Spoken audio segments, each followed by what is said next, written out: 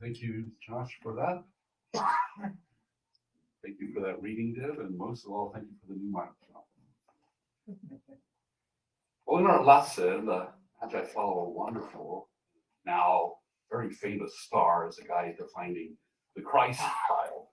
They followed that wonderful star over hill and dale since, as we heard, its rising went ahead of them, till it came to a standstill to the place where the child lay.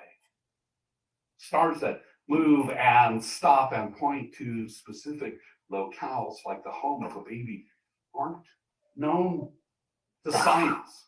So this is some star. And whether we think it really existed or not, the symbolism and truth that the light of God illuminates the way for wise people who look for Christ is there. These days, no special cosmic star in the night sky literally lights the way to Jesus. It's up to us. It's up to us to light the way, and it was Jesus who left it up to us. In Mark 16, Jesus is remembered as saying, "Go into all the world and proclaim the good news to all the world." In the book of Acts also reports, Jesus said, "You will be my witness in Jerusalem, in all Judea and Samaria, and to the ends of the earth." Those words of Jesus are prophetic, and tying them to lesson about the Magi, the astrologers, followers of Jesus who have found the light of Christ, have for 2,000 years been the primary source of illuminating the way for wise people to find Christ. We point to the place Jesus is at, or we're supposed to. There's a Facebook meme we put in the January newsletter that points out 84% of people visit a church because someone in the pews asks them to attend. And what that means is if we really want First Congregational Church of Stockton to grow, we all need to ask people, church, like the Christmas star. We need to point to this place where the divine light of Jesus the Christ resides. The Magi are credited in the Bible with being the first Gentiles to experience the Epiphany, seeing the divine light of Jesus the Christ. And tradition also credits the Magi going home and being the first to spread the good news of Jesus' arrival to Gentiles. And it all started with a now storied star illuminating the source of that news. And so this morning, we're going to consider how we are made of the stuff of stars and can be star-like. Not in the Hollywood sense, that would be fun, but not in the Hollywood sense. Something more practical and real, pointing like the star in our story to the divine light of Christ.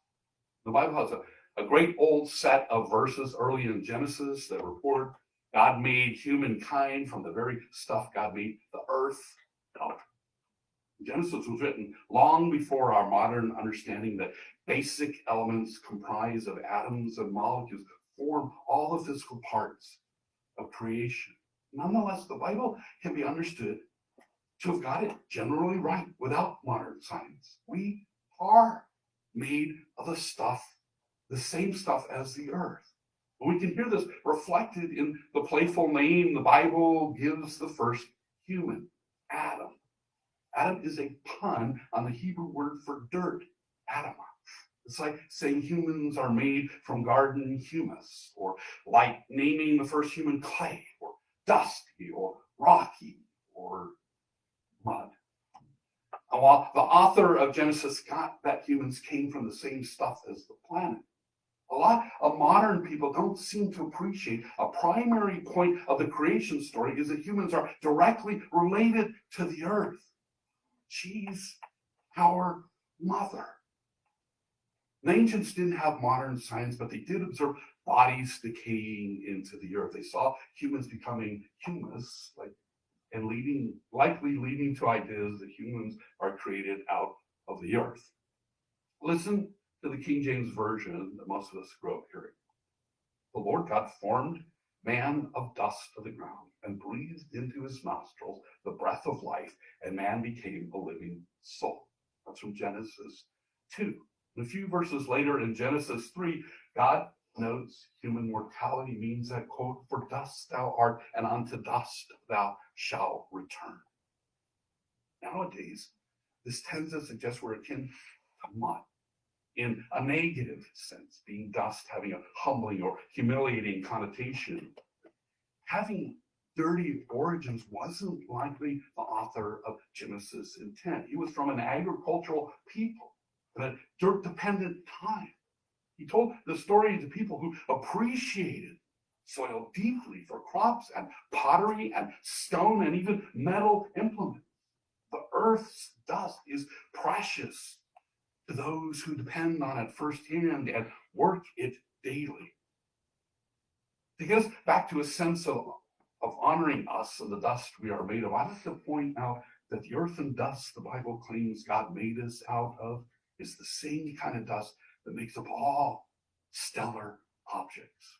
To put it another way, celestial bodies are made of stardust, and we should not forget that so are we.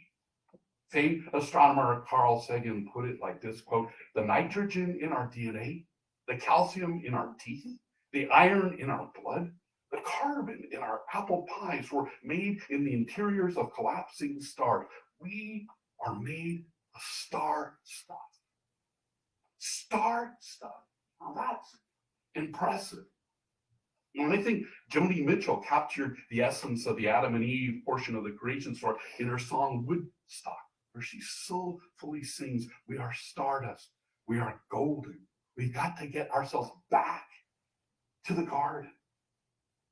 A number of years back, I started adding to Ash Wednesday services language trying to capture this cosmic origin sense from Genesis, pointing out that as the ashes are applied, that it is from stardust we are made, the stardust we return.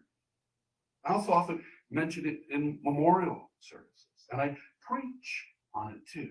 Christianity and the Bible are often thought of as seeing humans as filthy, dirty, wormy sort of beings. Some church leaders in the past and present approach humanity as unworthy, sinful mistakes.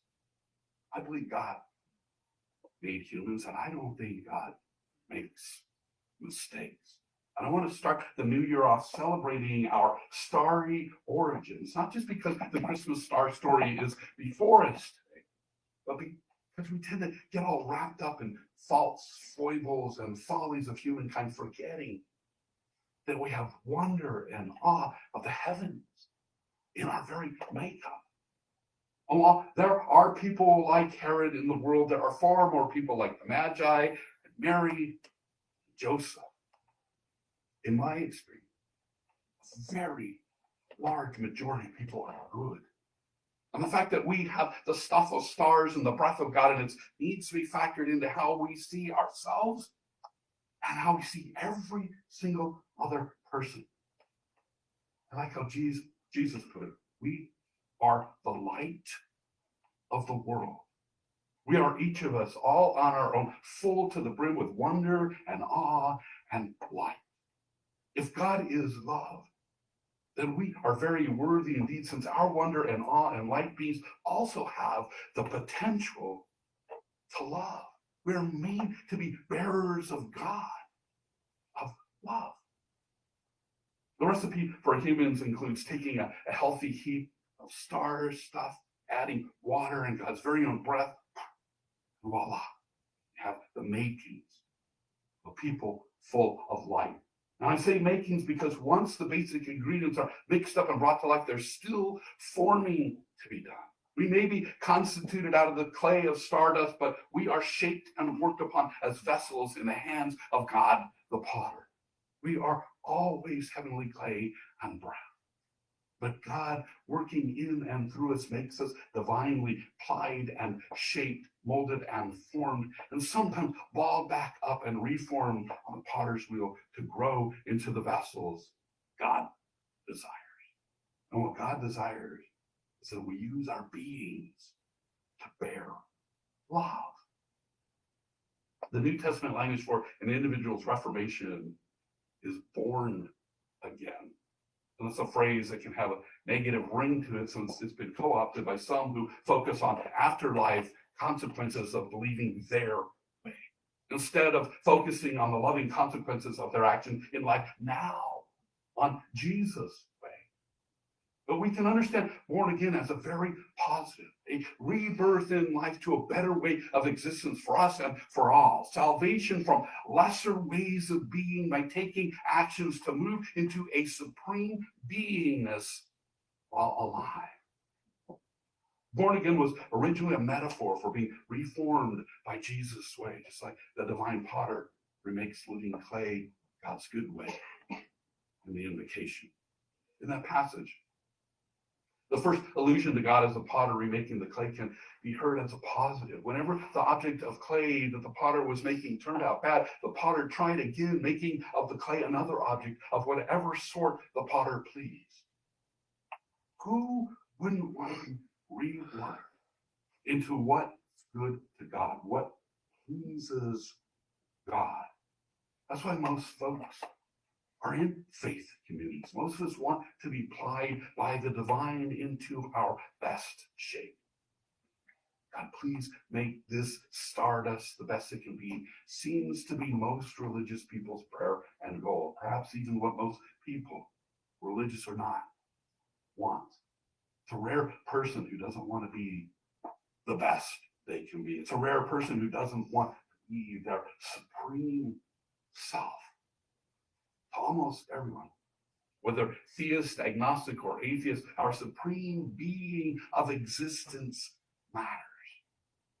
And this church offers a means to get to our supreme being. We have existed for 160 years, striving to help people follow the way of Jesus to that end, and to not only be our best, but to love and be loved in the world together. We try to find spiritual meaning in word and deed, both in ancient texts and in modern practice. To go all the way back to the words of the prophet Magi in the Old Testament, we strive to seek justice and love kindness and walk humbly with our God. Jesus said it even more succinctly, telling us to love God, to love our neighbors. This year, 2025 is our church's 160th year of existence. We go all the way back to 1865. And here's the reason the history books claim the church was started, quote, to return to those first principles, both in faith and ardor, which were given by Christ and his apostles, end quote. Those first principles amount to being our best by loving love and being love in the world together. Over a century and a half ago, people in Stockton affiliated with other denominations came together to start such a church, following such principles. The charter membership consisted of just 14 people. 14. There's 16 of us here this morning. By word of mouth and tireless efforts, with good worship and music, with good people and God by their side, the church grew. We can do that nowadays too. Interestingly, just like we are connected to a lawyer's office, a former lawyer's office, the church's first real home was a courthouse with a pastor, I love this, preaching from the judge's bench and the choir singing from the jury box. Let's follow the example of those who founded this church and do our part to get that like them and like the Christmas star. We need to point to this place where Jesus Christ resides and thrives. I'm kicking the new year off asking that we all invite at least one person a month to worship. One person a month. Just ask anyone who's not been here for the past year. And for each ask, we'll have the sky of some sort put up, place a star there for every invite, and maybe we'll have a special star for each visitor that actually comes. We are made of the stuff of stars, and we can be star-like, not in the Hollywood sense, but something more practical and real, pointing like the star in our story to the divine light of Christ, right here on Deer Park Drive, Stockton, California.